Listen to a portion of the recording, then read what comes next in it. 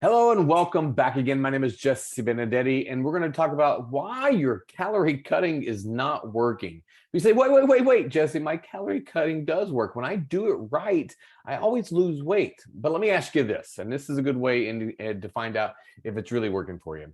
How many times do you have to do that? Do you have to do it always? Do you have to do it just when you need to get ready for bikini season? Do you just do it when you get ready for something big? Is it something that's sustainable? Is it something that you can see yourself doing 5, 10, 20 years? Is it something you can see yourself doing over time? If the answer is no to any of those, then it's not working for you. We have a big, and I'm talking about me as much as anybody else, a big misunderstanding of what works, right? And I put that in quotes because is it really working if it doesn't actually work long term, right? Let's say that you're fixing your house or you're fixing your apartment, you're fixing your car. You take your car in and you get the oil change, you get the engine change, whatever it is. You have a new door on your house put in, and it works pretty good for about 3 months, and then it goes kaput.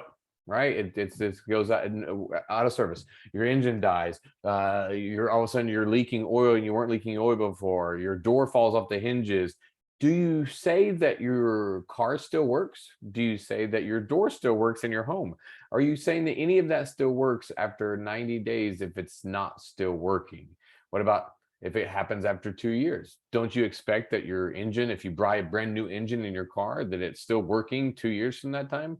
Same thing with your door and any other analogy that you want to put on it.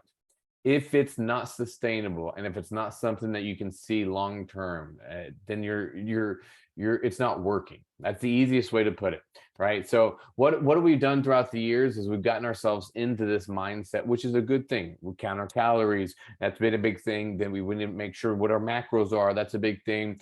We got to do all these things to really confuse us a lot and make it like it's a really big chore. Why do you think that we all as a being don't like to continue to do stuff? Don't like that we roll our eyes and think about losing weight. Oh, that's so hard. That's so hard. That's so hard. That's so hard. All that stuff. We think of it as torture because we don't learn how to do it correctly. And anything that you don't learn how to do correctly, it's going to be torture anytime that you make yourself go through it. And the more that you fail on it, the less that you want to do it. And the more that you go through pain, the less that you put yourself through it. But what if you could learn a way to learn how to do something that's sustainable? It could be a lifestyle change, and all of a sudden you're happy to do it. All of a sudden it's not even a big deal to do it. All of a sudden you just know that you got to cut this and cut that for a couple of days and you can do it. Because that's possible. But does it take some time to learn it? Absolutely. Just like anything else, it takes some time. And there's no better universal language than fitness, right? Because we all are trying to do the same stuff: feel better, look better, think better, be creative, all of these things. And what do? We do some calorie counting. Now, why am I using this as today's topic for our Costanza experiment? It's because it's something that, again, it goes against everything that I've thought of for a long time. So I've decided to change. So let's take a quick update at almost to the end of week 12. That means 3 months into this. And if you're keeping tabs at home, have you been keeping up with what your goals were, your Costanza experiment, if you will? Have you been keeping up with that? Because what you're going to understand is 3 months, about usually the second week, the statistics say second week of February, 80% of people have already dropped off their goals. They've already dropped them for the rest of the year, not till New Year's next time. And only 8% actually finish the year with their goals, right? Actually proceed. We'll talk about goal setting and success and all that in another time. But what I want you to understand, so where is that around now? 95% people have already dropped off, or 90% maybe, because if it's by the end of the year, there's 92. If you can last for the first 90 days, there's a good chance that you're going to last for at least another month, another 3 months, maybe even another part of the year. It all has to do with how much you're willing to learn, how much you're willing to invest into yourself. And I'm not talking about just the working out. That's an investment by itself physically, but mentally learning about this stuff so that we're not always in this mindset that we have to cut calories, cut calories, cut calories. We always think of depletion and deprivation, but we're going to talk about that today. Let's talk about week number 12 for me real quick. Now you can see week number 1, January 2nd on the left-hand side, and then this week on the right-hand side. Now you look at this and you say, well, the lighting might be different. You might have some filters. Oh, you shaved your chest, you shaved your stomach. That's different. That's it. You're standing up tall, you're smiling, your eyes are open. I mean, you could point at whatever you want to. Now, in these two pictures, they're only separated by about 11 pounds, about 10 and a half pounds, 11 pounds, depending on when I weigh myself. But you have to understand, this is virtually the same person, just 10 pounds different, right? You can see the thinness in the face, everything, the bloating went away, all of this kind of stuff. I've lost about 10 pounds over about 12 weeks. So if you think to yourself, oh my gosh, that's not even a pound a week. I couldn't do that. Right. You couldn't do that. That's why you don't do it. And because you're like me. You're like me if you couldn't do that, because up until this point, I've always wanted now. I want things now. You know, if it took a month to get a result, that was too long, right? So think about 3 months and you've only dropped a little bit of weight on the scale. The look of it is nice and different, all that kind of stuff. But you have to understand, this is me, and in about 4 weeks, I'm going to go compete at a physique competition. So you look at the right-hand side and you say, wow, you look pretty good. That's good. That's nice. But then you think, oh, you got to actually be in front of an audience and be judged on your physique. Yeah, that's how I feel too, right? So it's that same thing. What happens? That anxiety starts producing, that stress is out there, and then we're starting to really. And what I would have done in the past is I would just start hitting hardcore. I would have been by the end of January just going. And I'm talking in the past. I'm talking about even last year, just hitting, running, going to work out, doing this, doing that all the time, and really, I'm about weight-wise, I'm about almost where I was in the same time last year. But now I haven't done all of that stuff. So my mind is a lot clearer. I'm a lot more happy to go into it. Now, coming into these last 4 weeks, I'm gonna actually start doing some cardio, right? I haven't even been doing, maybe once, twice a week, some cardio. I'm actually gonna start doing it more regularly, more like daily for the next 4 weeks. Nothing that's going to make me miserable. Nothing that's going to make me not like it, because I've started to understand through this Costanza experiment, through understanding what's going on in my body and really believing in it, not just telling other people to do stuff, but actually believing in it myself. I'm starting to get this stuff. So we have to understand why. Where do we get this mindset from? Why is calorie cutting not good for us? Well, let's take a little bit about understanding about this. Now, I will say initially, calorie cutting is a amazing thing. Why? Because it starts getting your body moving. It starts getting you moving, literally, figuratively. It starts getting your metabolism amped up a little bit. You start to realize that, maybe you're not as hungry as anymore. You're really focused. You're tracking everything. You're doing great. And all of a sudden, you start losing weight, and it's great. 90 days goes by, and you're like, oh, I don't know if I can keep this up any longer.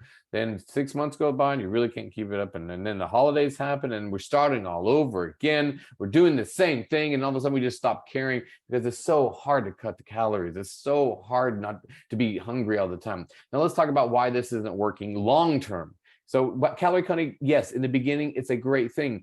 But what are you doing with calorie cutting at the very beginning of any nutritional cycle, any fitness journey, anything that you're doing, is that you're opening a window. You're buying time for yourself to learn to get your act together. My act together, right? So the whole idea is that you're giving yourself time to understand what it is. It's a window that you get to do. It's a nice way, almost like jumping into the cold water, right into it. Just jump in, right? Tear all the Band-Aid off. It's going into it. And that's what calorie cutting is for your body. It shocks it awake. But once that calorie cutting starts staying sustainable, you start sustaining it, you start to actually have negative effects. Your body will go into survival mode, and you're going to start to understand and think of these things that seem familiar, right? So what happens if you start continuously exercising, right? If you start to continuously exercise and you keep cutting calories and you keep working out, then your body goes into survival mode. What happens in survival mode, right? It's that fight or flight type of mentality. Now, don't think of it how we're thinking of life, right? We're not in a huge thing. Hopefully, you're not in a huge problem right now, so we don't have that necessarily that fight or flight mentality. We always associate fight or flight with fighting, literally fighting, or something that we somebody's trapped in their car and we got to lift it up, and all that adrenaline is running and everything like that. So we have to understand, when you're doing that, though, it's only meant for a short period of time.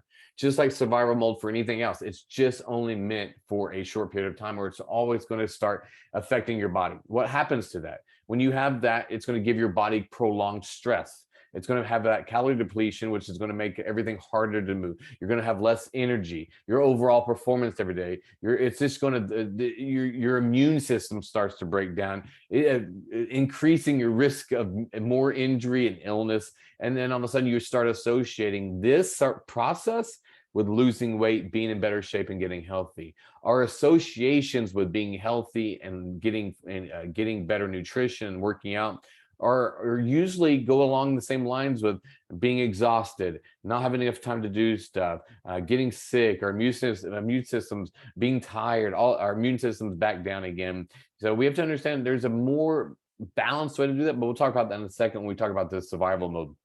When you're going through this survival mode, you're going to have to make sure that you have proper recovery, all that stuff that you understand as you go through all of these things, but you're tearing your body down, right? You're tearing your body down and it doesn't feel good. It doesn't look good. You're exacerbating the stuff that happens. So let's take it, for example, what happens when you go into the calorie mode, or the survival mode, that stress response. We talked about that. So what's happening when that stress, it's a physiological, psychological thing even, that stress is happening. It includes stress hormones, cortisol. You don't want that. That's what's happening. That's going to make it harder to lose weight. That's adrenaline pumping. So we start getting excited about stuff. We have that energy initially. This is why we have that pumped up mentality at the beginning of the year, is because we are setting ourselves up for the survival mode. We get into that survival mode. That's why it lasts for about 2 or 3 weeks. And you're like, the hell with this. But that prolonged stress can really impact the body and the mind very negatively.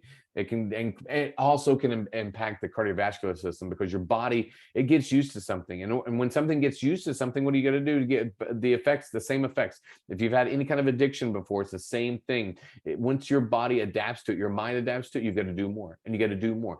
Well, how much more can you keep doing, right? You can't just do this. So what happens? You throw it all away and say, nothing works for me. Nothing works for me, right? The initial weight loss, that's great. That gets us motivated momentarily, and that's great. There's nothing wrong with that. There's absolutely nothing wrong, as long as you've got a plan to follow that out. And now that initial weight loss will amp up your metabolism. It'll get everything going. It's going to decrease the appetite. The negative impact is that prolonged stress on the weight loss, right? Includes your body's tendency to hold on and store fat, because what's happening is your body thinks, if it's being starved, right? And that's essentially what's happening. If you're depleting the calories that you need, right? If you're doing that, your body starts going to that survival mode. It's like, oh, okay, we're going to be here for a while. So what tends to happen? Your muscle starts to break down. Now, what is muscle? Muscle is what eats your fat, right? So if you're going to start storing fat, your muscle is going to start breaking down, because you don't have the protein, you don't have the nutrients, macro and micro in there. Everything starts to break down in that survival mode. And then all of a sudden it starts to redirect your blood, right? It goes to the non-essential functions. It goes away from the non-essential and goes into the more essential. Now, unfortunately, muscle is not an essential thing, right? And it goes to the vital organs, which are essential. So all of a sudden, everything's getting directed that way. So and then you want to have, okay, well, I've got to sleep, I've got to work out, I've got to do this.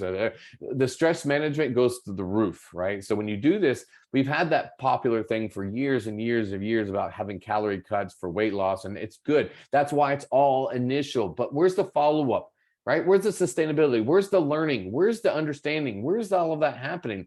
Right? So you have to understand that it comes with a lot of problems on the flip side of it. If your body goes into that survival mode, it will hold on. What will happen is your metabolism will actually start going lower and lower and lower, because if you're in survival mode, what has to happen? Your body thinks that it has to have, it's got a very limited amount of energy, and it's got a very limited amount of food. And so it's going to hold on to it. So your muscle breaks down, your fat gets stored, your metabolism gets lower, your immune system breaks down, your cardiovascular system starts to shut down. Everything in your body is going into like sleep mode on your phone, right? Or low battery mode, or the battery save mode, whatever the mode is that makes everything darker so it saves energy. That's what your body's doing. Your body's going into that when you go on this calorie deficit for too long. Now, here's the kicker. So if you've ever done this repeatedly, on and off, calorie on. So these are the people that are out there that say, oh, this works for me. The calorie company, it works for me. It works for me. Guess what you're actually doing when you do this every single time? You're making it harder and harder. And I'm talking to you from my own experience right now, because right now I'm going through one of the hardest ones, weight loss type mentalities that I've had to get in through body and everything else. And it messes up your whole hormone system. It messes up everything in your mind, your body, everything like that, because it's playing with everything in there. So what happens is when you go through this, okay, you go through it once, twice, 10 times, 20 times, all of a sudden you've gone through this repeatedly. How many times have you gone through something like this? It doesn't matter if it's for 5 days, 1 day. It doesn't matter if it's for 5 weeks, 5 years. It doesn't matter how many times you've gone through it. What happens is your body starts to break down more and more, and it starts to be harder and harder to come back from. Just imagine if you were stressed out, literally your body was stressed out, your mind was stressed out for 5 weeks. What would happen when all of a sudden that stress was taken away? Oh God, right? It's the same idea. You don't want to do it. So your body is going to try to prevent that from happening again. It sees the warning signs every single time. So it starts to be harder to lose the weight, and it sees the warning signs even more, and it starts to become harder to lose the weight. So that calorie deficit that got us motivated, it'll stay there, but it gets shorter and shorter of a window. And all of a sudden what used to work for us doesn't work for us anymore. Is this sounding familiar? Because it sure as hell sounded familiar to me. And that's why I wanted to talk about this. The stuff that used to work for you doesn't work for you anymore because it didn't work for you before. It was giving you the false illusion that it was working for you. Now, am I saying all this stuff because I'm saying, well, just throw it in the wind? Who cares? It doesn't matter. No, I'm saying there's a way to understand this and learn about this so that you can do this. But it's not an all or nothing type mentality. If you do that all or nothing, this is what you're going to end up with.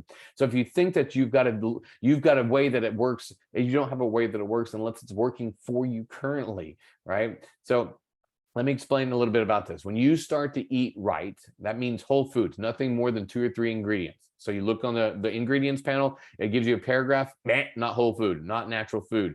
We want whole foods as much as humanly possible, and we want high protein. Protein is what we want to help develop muscle, helps us with recovery, helps us our immune system, helps us with our mindset, physiological, psychological, emotionally, it helps with our hormones. We want everything to be on par with that. You got to learn all that stuff for you, not somebody else's, not some generic code. Learn it for you. Now, how do you know if you learned it for you? If you've gotten the results that you want and you can keep them and you can sustain them. If it wasn't, then it didn't work. It was just because something works temporarily, that's a Band-Aid, right? You put a Band-Aid on a big gash, it works temporarily maybe, and it comes off and all of a sudden it doesn't work anymore, right? So you say every time you get a big gash or a big cut, you say, I'll just put a Band-Aid on it. You come out of surgery, just put a Band-Aid on it, right? No, that's not what you go to. That's the same kind of stuff that we would say if somebody says, well, you need to lose some weight. Why? This is always what works for me. No, this is what got you to a certain result that you wanted to before, but now your body's rejecting that result, your mind's rejecting. There's a lot of processes that are going to processes that you have to process. All right. So you have to understand as you're going through this whole thing is that you have to give yourself a chance to do this stuff. That means not overworking out. Working out daily, working out hard, mixing up your workouts, making some of them slow, making some of them fast, learning about the dynamics. That's a whole nother Costanza experiment that we could talk about also, about understanding that, well, I've always loved cardio. I'm going to do cardio all the time. Cardio. Yeah, it's the same thing, right? If you don't use stuff right in your body, then your body gets used to it. Now, if you love cardio, go out and do it all you want to. But if you're doing it to defeat or to defeat the fat, right? If you're doing it to negate the bad stuff, then you're doing it with a bad association. If you love cardio and you want to do it. Great. And if it's not working for you, great. And you still want to do it. If it's not working for you, great. That's fine. That's right. So, but keep it on the minimal if it's not working for you. If it's working for you, keep doing it, whatever. But the best thing that's going to work for you, I've told you this before. I've even sent out the link for it. There's been studies that have measured multiple people, many people that have measured what works best for these people. Nutrition alone? No. Nutrition and cardio? No. Cardio alone? No. How about nutrition and cardio and strength training? No.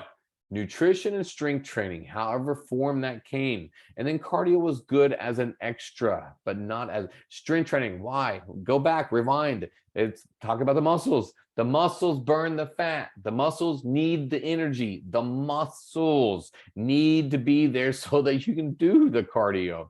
right? So we don't want to burn the stuff that we're using, right? So we want to take that and make it ours and own that stuff. So, anyways, eating whole foods, eating a good, balanced whole foods nutrition plan. That's first. Working out correctly, right? Understanding what you like, what you don't like, what you're good at, what you're not good at. Get good at stuff that you're not get good stuff at. Don't stick with stuff that's not challenging you. Challenging your mind, challenge your body. Let this be fun. Now, this is hard. Now, this year, last year, other years, I try to do stuff that I've never before, and it's so frustrating to do stuff that I'm not good at. So frustrating. So what's the first thing you want to do? I don't like that. I don't like doing it. Of course you don't like doing it. You're not good at it, right? So you have two choices. Just throw it by the wayside or get better at it, right? So are we just going to run away from everything that we're not good at? Maybe not. All right. So, but challenge yourself a little bit. Give yourself a chance. Get to where you're good at something before you decide whether you like something or not. This is something I was taught a long time ago, because I didn't, even when I was growing up and I was doing dancing, I was teaching dancing, learning dancing. There were dances I didn't like at the very beginning. I didn't like foxtrot. I wasn't really fond of waltz. I didn't really care for mambo so much. And it just so happened those were the dances that I wasn't really the best at either. And I wasn't really good at them because I wasn't good with timing or rhythm. And some of those dances in there have hard timing and hard rhythm if you're not good at it. Do you see where I'm going with that? One thing just led to the next, to the next, to the next, to the next. What happened though? As I tried to solve it. I tried to solve all the symptoms by just saying, I don't like those dances. Those aren't fun. Those are for old people. Those are for this, and this is for that. These are for that. I'd make excuses, right? Why those dances don't work for me. And then over time, I learned the music better. Over time, I learned the dances better. Over time, I got to really be intimate with these dances and learn them better and teach them and dance them and see the intricacies of them. And I get to perform them and be a part of them. And guess what? Now I love those dances. It's just weird how those things just come together. Now, it can be like that for you too if you give it time. If you want to give it the time, that's fine. If you don't, that's fine. But you understand there's always a choice that you have. You can take the easy way out, and sometimes that's good. There's nothing wrong with that sometimes. But sometimes the easy way out is also the way that's not going to get you to your goals. It's not going to let you achieve the things that you want to achieve. You can achieve anything you want to. I guarantee it. If you're willing to put the time, if you're willing to learn the knowledge, if you're willing to learn the skill. Working out is a skill. It's something that a lot of people can't do correctly. So when you're not doing it right, you feel very, very frustrated. Just like when I don't do something right, I feel very frustrated. Same thing. I just want to throw I don't like this, right? We don't articulate. We don't speak our feelings, right? So what we want to understand is when you get better at one thing, you get better at everything. Just like the saying says, how you do one thing is how you do everything. It's the same thing here. So if you want everything else to go better in your life, work on the stuff that's the most challenging, right? So if you want anything, even if it's going well, you want it to go even better, work on the stuff that's challenging. You're only going to be as strong as the weakest thing in your life. So I want you to keep that in mind as you're going through all of this stuff. Now, I've unloaded a lot onto you, survival mode. I've under about calorie cutting and how it doesn't work, why it doesn't work for you, and how it does work. But you have to understand what it's there for. It opens up the window for you. It helps everything motivate you, gets you going, started. But I'm telling you from experience, all of these Costanza experiments, I'm telling you, the stories I'm talking to you about, all from experience, personal experience that I'm trying to relate to you. If I can get all of this stuff across to you and you can get to know this knowledge and it works for you sooner than it worked for me, that's what I'm hoping on. That's truly what I'm hoping on. I'm happy to talk to any of you about it. If you have more questions, if you need some personal training, if you have some questions for that, if you want to come to my group classes, if you want anything that you're looking to have help you in your process, that's what I'm here for, right? Just like you've dedicated your life to making your family really good, or you've dedicated your life to making you really good at whatever your job is, or whatever you've dedicated your life to, that's what I've done, directly and indirectly. I've dedicated my life to making a lot of errors and learning from them. And now I'm getting the ability to teach you so that you don't have to make the same errors. We get these errors from social media. We get these errors from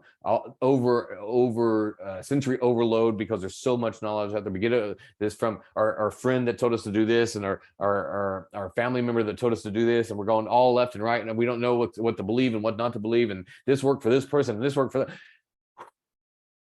I've been through it.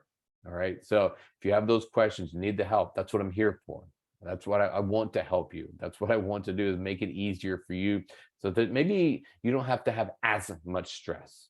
All right. You don't have to be in survival mode as much, as long all the time. All right. So I hope to hear from you if you have any comments, questions, concerns, anything like that. Otherwise, I'll see you the next time that we come back for the Costanza experiment. Till then, peace out.